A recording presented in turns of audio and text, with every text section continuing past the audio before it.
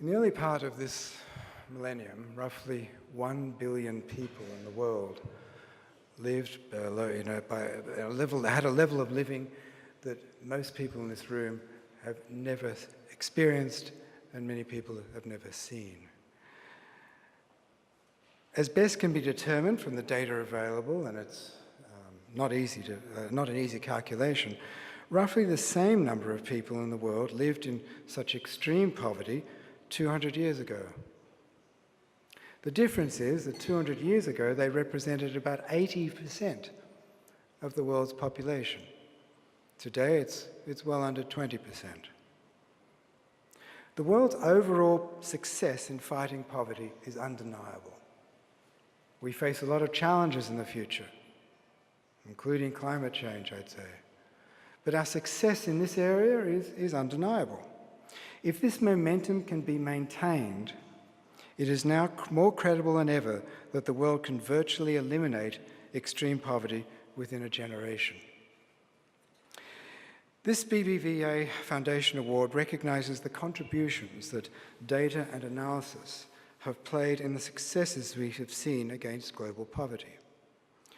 And in identifying, and this is very important, and in identifying the continuing challenges we face. One cannot fight poverty without being able to measure it. I led the team that set up the World Bank's global poverty monitoring effort 27 years ago, and have stayed deeply involved in this highly data-intensive work since then. A great many people have been involved in this. Statistics officers across well over 120 countries, assembling data on many millions of people. It's a huge data collection effort. One of the people who was involved in that early work is in this room, my wife, Dominique van der Waal, who I've worked with often over this period.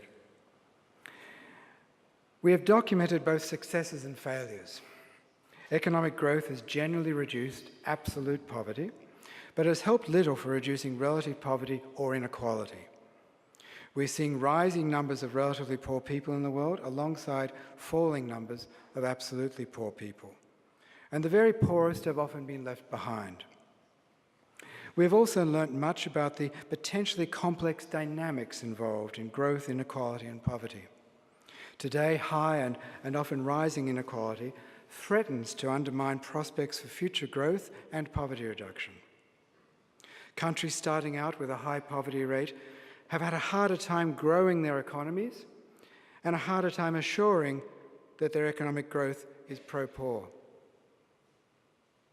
Knowledge about the living conditions of poor people has often played a role in stimulating public action. History is full of examples of this. New data and research have also taught us much about the efficacy of specific anti-poverty policies. We know more today than ever about how to effectively fight poverty. In time, this knowledge yields better policies.